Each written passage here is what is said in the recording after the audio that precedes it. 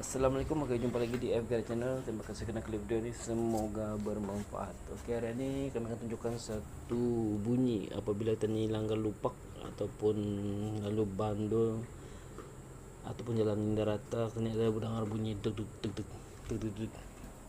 Oke, bunyi itu berpunca daripada bal ini dia punya bus karas sudah ataupun pecah.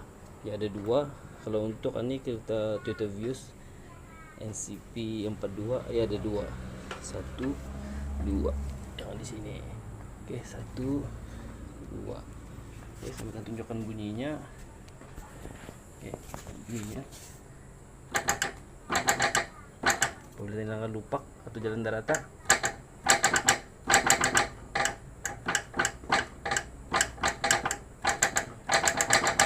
Oke,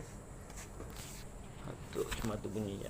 Alright, so barangnya yang macam ini, front stabilizer bush 24M, ini untuk Toyota Vios. Oke,